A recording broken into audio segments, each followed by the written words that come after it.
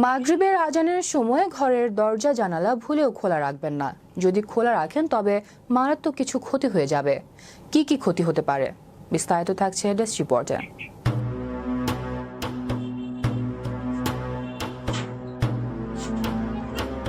মাগরিবের আজানের সময় ঘরের দরজা জানালা ভুলেও খোলা রাখবেন না। যদি খোলা রাখেন তবে মারাত্মক কিছু ক্ষতি হয়ে যাবে। মাগরিবের সময় দরজা জানালা বন্ধ করাকে অনেকে আমাদের দেশের মানুষ সামাজিক প্রথা বলে চালিয়ে দেয়। আসলে এটি কোনো সামাজিক প্রথা নয়, এটি মহানবী সাল্লাল্লাহু আলাইহি ওয়াসাল্লাম নানান ধরনের হাদিসের মধ্যে বলে গেছেন। রাসূলুল্লাহ সাল্লাল্লাহু আলাইহি ওয়াসাল্লাম কেন মাগরিবের আজানের সময় দরজা জানালা বন্ধ করার নির্দেশ দিয়েছেন? পবিত্র আল কোরআনে আজ পর্যন্ত যত কিছুই পাওয়া গেছে সবই চিরসত্য, এবং রাসূলুল্লাহ সাল্লাল্লাহু আলাইহি ওয়াসাল্লাম আজ পর্যন্ত যা যা বলে গেছেন সেগুলো অবিশ্বাস করার কোনো জায়গা নেই। যদি কেউ সেগুলো অবিশ্বাস করে সে অমুসলিম এবং কাফির হিসেবে গণ্য হবে।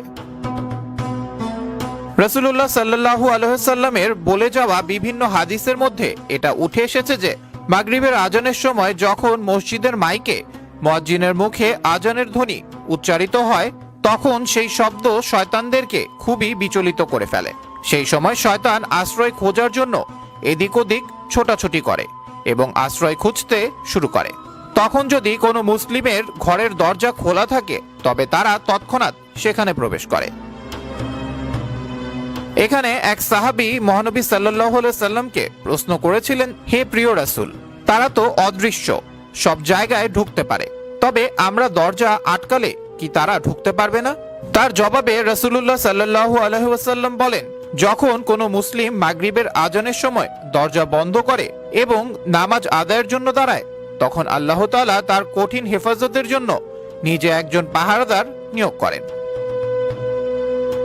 এছাড়াও রাসূলুল্লাহ সাল্লাল্লাহু আলাইহি সাল্লাম মাগরিবের আজান দেওয়ার আগেই ছোট বাচ্চাদেরকে নিজ ঘরে ফেরত যেতে বলেছেন, কেননা মাগরিবের আজানের পরে দিনের আলো ফুরিয়ে রাতের অন্ধকার শুরু হয় এবং রাতের অন্ধকারে জিনের চলাচল বেড়ে যায়। এক্ষেত্রে সেই সকল শিশুরা অসুরক্ষিত হয়ে থাকে, কেননা জিন্নেদের মধ্যে দুই প্রকার জিন থাকে, ভালো জিন এবং দুষ্ট জিন। যারা মূলত দুষ্ট জিন হয়ে থাকে তারা সবসময় কোনো না কোনো ভাবে মানব জাতির ক্ষতি করার জন্য উঠে পড়ে লাগে। এক্ষেত্রে অবুঝ শিশুরাই বেশি ক্ষতিগ্রস্ত হয়ে থাকে।